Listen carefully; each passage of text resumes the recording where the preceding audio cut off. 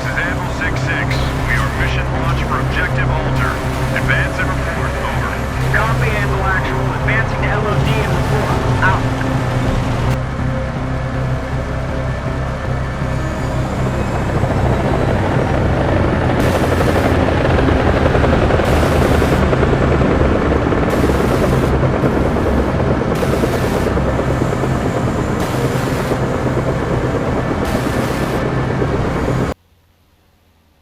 If you told me in 2016 that everything I've been playing in Battlefield 4 will also be in War Thunder, I'd tell you to go away and never contact me again.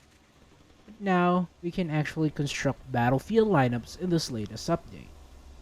Drone Age is coincidentally the 50th update under the War Thunder name. With it brings a collection of new vehicles, two of which are the SU-25 and SU-25K, which would be considered the highlight of this update. The Su-25, popularly known under its native reporting name Frogfoot, is a subsonic attacker built by Sukhoi for the Sturmovik role. Often considered as the counterpart of the A-10 Thunderbolt II, the Su-25 is specialized for the ground attack role with its armament. In War Thunder, the Su-25 is represented in the USSR tech tree in two forms.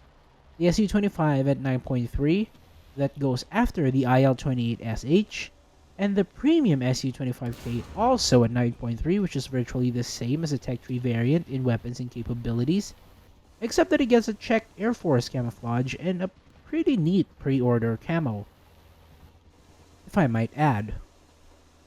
The loadouts on the Su-25 are insane. It can carry ordnance on 8 pylons, 4 on each wing. This can range from 32-round S5K rockets totaling to 256 rockets, 156, to 6 guided missiles such as the KH-25, KH-25ML, and the scourge of top tier, the KH-29L. Air-to-air ordnance, however, is limited to 2 R60Ms, R60MKs for the Su-25K variant. So I know what you're thinking. R60Ms at 9.3? All I have to say to that is no comment. It has a suite of 256 countermeasures firing from launchers above the engine exhaust. The Su-25 boasts a good top speed at the expense of turning capability compared to the A-10. The onboard gun is also lacking compared to the A-10, sporting a twin-barrel GSH-30-2 with only 250 rounds with a maximum penetration of 55mm. But, and this is the big but, the ammo is APHE, so if it does pen, it will hurt. However, it doesn't have a free-moving targeting camera like the MiG-27, but rather it uses a fixed laser designator linked to the gun sight like the ones we see in the Su-17M4. The Su-25 is going to bring the hurt that the MiG-27s bring in top tier to the 9.3 matchmaker. This is actually way off my suggestion in the Su-25 video because there I suggested it be at 10.7. So, right now we'll see how that thing is going to be when the update goes live. And of course, Ukrainian user skin, please. Another one that takes the cake this update is the Mirage 2000C S5. While people don't see this thing as anything groundbreaking, it still is the second 4th generation fighter in the game.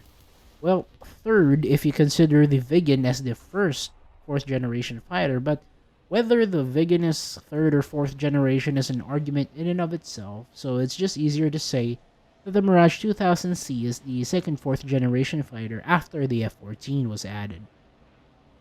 The radar of the Mirage 2000 in this iteration of the dev server is incomplete as it still uses the Mirage 3C Cyrano IBIS radar. Basically, it doesn't use the Thomson CSF RDI or RDM at the moment, so we don't have pulse Doppler or the other modes that the radar can do. But the R530D is already there, and it is its newest armament. This is a step up to the Super 530F, but in the game, the R530D's properties are still just copy-pasted Super 530Fs, along with the model. From what I know, the R530D should be longer than the 530F, so currently they're still the same. The caveat of the Mirage 2000 is that it falls to the Mirage syndrome of not being able to carry IR missiles exclusively. Carries pairs of radar and IR missiles, but it can't carry IR missiles exclusively or radar missiles exclusively. So that's gonna be something that you're probably used to in the Mirage F1. But the one thing that you probably won't get used to is the lack of its countermeasures compared to the Mirage F1's 120. It can only carry 24 large caliber countermeasures.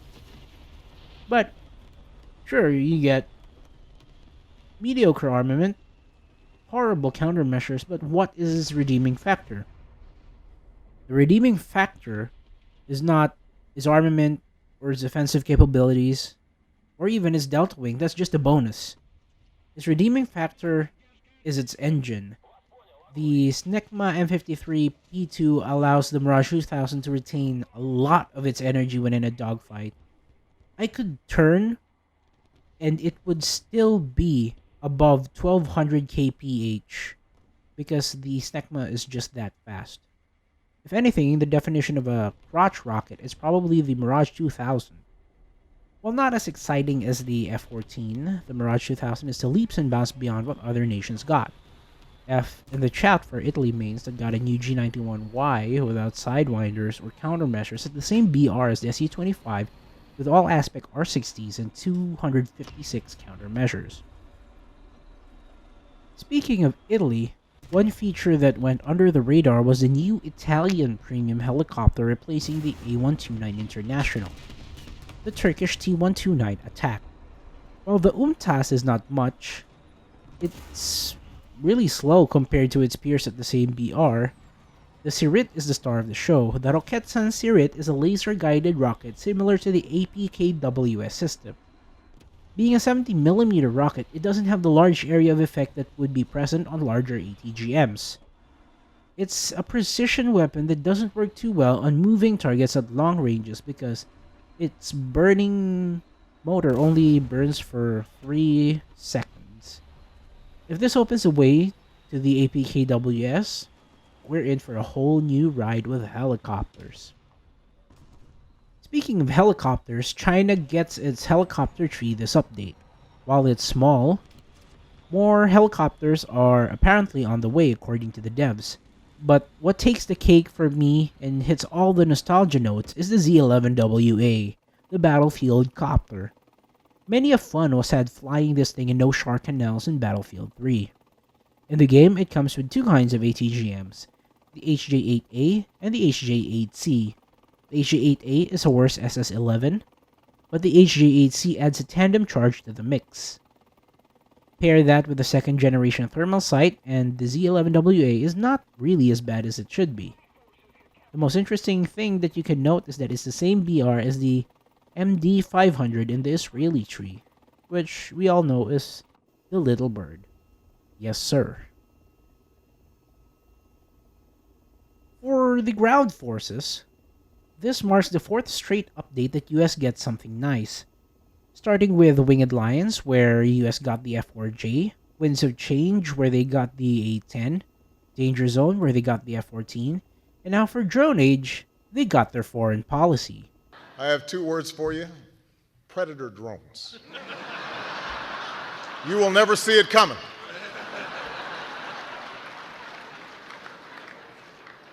You think I'm joking? The MQ-1 Predator is the first of 3 strike drones that will be available in ground battles for this update. The Predator, along with the Winglong 1 and Orion, will be available for use for a certain amount of spawn points, providing players with something that fits between the CAS and helicopter spectrum. Recon drones, however, are a researchable module on light tanks that can be launched like the spotter planes on ships and reloaded at cap points when they are destroyed.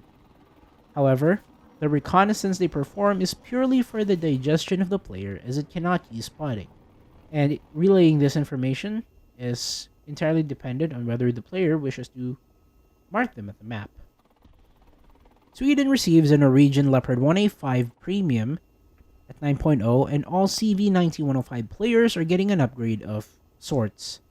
Because of the debate with the Vextra turret on the CV9105 TML, is getting replaced by the CV9105 XC8. The replacement means that everyone who bought the TML we'll have the XC8 in place of the TML, a full replacement as it were. In my opinion, I like this change because it allows me to take the CV9105 to the same BR as the Stridford 9040B, and it loses the M735 and gets the DM33 instead. Not to mention the 5-second autoloader, and it retains the commander and gunner thermals. Also loses the French turret. Bruh. The XC8 is an interesting prototype, and I'm not at all mad with this change. I'll certainly play it with the Stridford 9040B and the Leopard 1A5 Norway.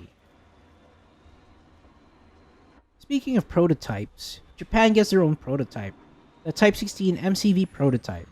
It is situated at 8.7 and lacks the extra frontal hull armor of the Type 16, instead showing a very flat plate. The turret also lacks some of its armor, and the muzzle is designed differently. However, it retains the thermal sights but loses the Type 93 shell, instead using the M735 as its only APFSDS shell. I'm not against prototypes at all when it's used to fill a tech tree, so it boggles my mind why Italy got a Centauro repost that is the VRCC rather than the Leonardo M60A3 or the OF40 Mark III. The British are a bit exhausted since they only got the Reddit mobile, though if we check the files, a certain Roy Valk and Harrier GR7 are in the mix. This would be an interesting idea as the Harrier GR7 would be the first aircraft in-game to get pilot thermals. Think the A-10's NVD, but thermals.